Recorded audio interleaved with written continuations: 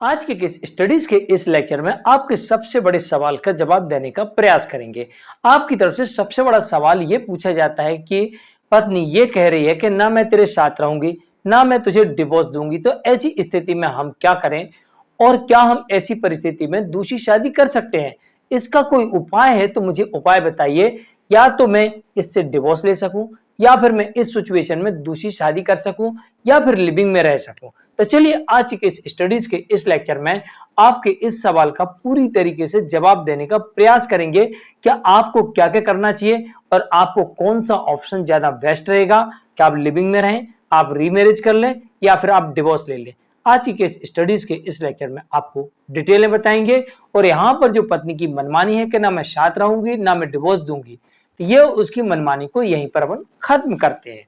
जय जिनेन्द्र, मैं हूं मुकेश जैन। अगर आप मुझसे बात करना चाहते हैं तो आप सीधे अपॉइंटमेंट लेकर फोन पर बात कर सकते हैं। अपॉइंटमेंट के लिए या इस तरह जजमेंट्स के पैकेज के लिए जिसमें आपको 150 से अधिक जजमेंट्स मिलेंगे, या अन्य किसी जानकारी के लिए दिए गए नंबर पर आप हमें एक छोटा सा मैसेज लिखिए। इसके बाद हम आपसे संपर्क करेंगे। वीडियो को लाइक और शेयर कर दीजिए। चलिए शुरुआत करते हैं। सबसे पहले पति को कोर्ट में यह साबित करना पड़ेगा कि उसकी पत्नी उसके साथ नहीं रह रही। ये ध्यान रखिएगा, जब उसकी पत्नी उसके साथ नहीं रह रही तो उसे ये साबित करना पड़ेगा कि मैंने नहीं भगाया, वो नहीं रह रही। तो इसके लिए पति को सबसे पहले कोर्ट के अंदर ये सबूत रखना पड़ेंगे जो ये कहते हो कि मैंने पत्नी को वापस बुलाने का प्रयत्न किया। कैसे? खुद गया था, ये सबूत है। पंचायत बुलाई थी, ये सबूत है। इसके अलावा मैंने पत्राचार किया, ये सबूत है। मैंने एसएमएस किया, सबूत है। मैंने इसके अलावा अपने एडवोकेट से नोटिस भिजवाया, ये सबूत है। मैंने इसके अलावा मैं कोर्ट गया, कोर्ट में दाम्पत्य पुनर्स्थापन का केस किया और कोर्ट ने आदेश भी किया कि पत्नी मेरे साथ आके रहे, फिर भी पत्नी नहीं आ रही। इनमें से उसने कोई ना कोई प्रक्रिया को अपनाया हो और ये सभी अपनाए है तो ये उसके लिए सोने पे सुहागा है। जहां पर पत्नी ये मनमानी कर रही है कि ना वो साथ रहेगी ना डिवोर्स देगी, तो उसकी यहां पर मनमानी पूरी तरीके से खत्म हो जाएगी। अब क्योंकि अब यहां पर पत्नी के सामने कोर्ट सबसे बड़ा प्रश्नवाचक चिन्ह लगा देगी। कोर्ट सबसे बड़ा सवाल पूछेगी, भाई आपको क्यों नहीं रहना? और क्यों का जवाब देने के बदले कोर्ट मांगेगी उससे सबूत, कि आप सबूत तो बताओ जो आरोप लगा रही है। तो यहां पर अब पत्नी को आरोपों के साथ साथ सबूत देना पड़ेंगे। और अगर पत्नी के पास में आपके विरुद्ध लगाए गए आरोपों के सबूत होंगे तब तो पत्नी की मनमानी यहां पर बरकरार रहेगी, अन्यथा पत्नी की मनमानी यहां पर चकनाचूर हो जाएगी और यहां पर आपको डिवोर्स की डिक्री मिल जाएगी। तो आपको कोर्ट में साबित करना पड़ेगा कि भाई मेरी पत्नी मुझसे अलग रह रही है, मेरी कोई गलती नहीं है, मैंने कुछ नहीं किया है, ये प्रूफ हो गया है। तो आप 100% डिवोर्स का ग्राउंड बनता है और 100% आपको यहां पर डाइवोर्स मिलने की पूरी पूरी संभावना होती है। नंबर 2, आपके ऊपर, आपके परिवार के ऊपर भर भर के झूठे आरोप लगाए हैं, झूठे केस किए हैं, आपको पुलिस ने अरेस्ट किया है, आपके साथ मारपीट हुई है, आपको जेल भिजवा दिया है, आपके साथ उत्पीड़न हुआ है, आपका शोषण हुआ है। अगर ये सारे सबूत आपके पास हैं, आमतौर पर जब आपके खिलाफ झूठी शिकायत होती है ये सबूत आपके पास पत्नी खुद देती है, उसके घर वाले पीट दें या पुलिस वाले पीट दें या वो खुद पीट दें, इसका सबूत भी केस के दौरान ही आ जाता है। इसके अलावा अगर इस मामले में आपको जेल भेजा जाए तो ये आपको ऑटोमेटिक कोर्ट के द्वारा ही सबूत मिल गया, बिल्कुल रिटर्न में है कि देखो मेरे को जेल भेजा था और ये मामला झूठा था। तो ये 100% डिवोर्स का ग्राउंड बनता है और आप इस ग्राउंड के आधार पर सीधे कोर्ट से डिवोर्स ले सकते हैं उन परिस्थितियों में जब पत्नी आपके ऊपर लगाए गए किसी भी आरोप के सबूत नहीं दे पाती है। तो आपके प्रति ये 100% डिवोर्स का ग्राउंड बन जाता है और आप यहां पर डिवोर्स ले सकते हैं और ऐसी पत्नी को मेंटेनेंस और एलिमनी भी नहीं देना पड़ेगा। ऐसा भी कोर्ट आदेश कर सकती है। नंबर 3, आपकी वाइफ एडल्ट्री में है, रीमैरिज कर चुकी है या क्रूरल्टी कर रही है, क्रूरता कर रही है, या फिर वो उसका अफेयर है, अवैध संबंध है, या फिर उसने पुनर्विवाह कर लिया है।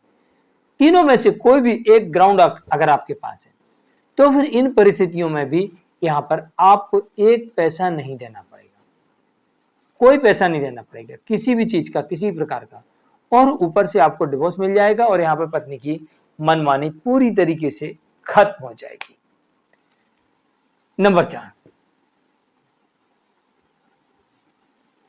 आपकी पत्नी 7 साल या उससे अधिक समय से गायब है, अति पता नहीं है, आपने लाख प्रयास कर लिए ढूंढने का।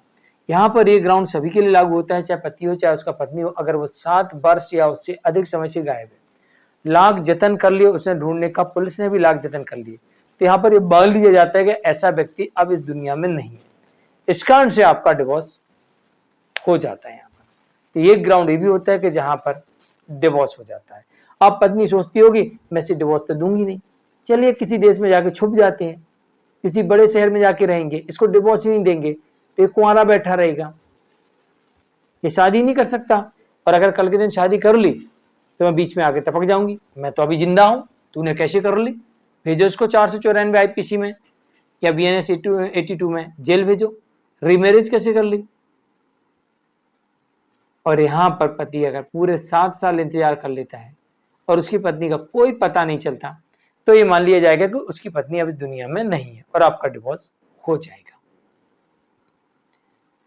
नंबर 5, आपकी वाइफ आपको धमकी देती है, आपको बर्बाद कर देंगे, कहीं का नहीं छोड़ेंगे, जेल भिजवा देंगे, जहां पर आप काम करती है वहां पर, जहां पर आपकी दुकान है वहां पर जाकर किस तरीके का हंगामा करती है, घर में करती है और लगातार धमकियां देती रहती है।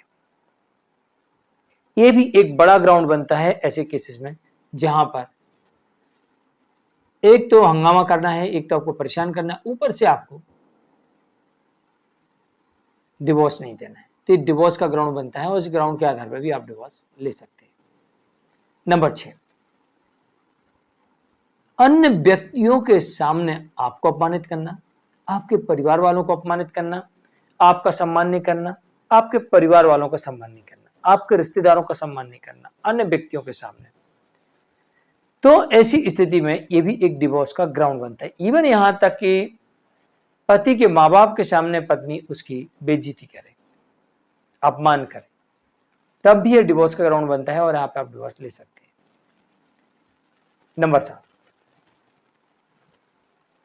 जिस केस में शारीरिक संबंध नहीं बनाए जाते, संभोग क्रिया बंद कर दी जाती है, चाहे पति की तरफ से हो चाहे पत्नी की तरफ से हो, किसी की तरफ से भी फिजिकल रिलेशन बनाने पर मनाही कर दी जाती है, तो जिसने मना किया है उस व्यक्ति से आप डिवोर्स ले सकते हैं। जैसे पत्नी ने कह दिया मैं आपके साथ शारीरिक संबंध नहीं बनाऊंगी, तो पति को राइट मिल जाता है कि वो ऐसी पत्नी से डिवोर्स ले सकता है और यहाँ पर सीधे पति को डाइवोर्स की डिक्री मिल जाती है। जानकारी किस लिए कमेंट जरूर लिखे, वीडियो को लाइक शेयर कर दीजिए।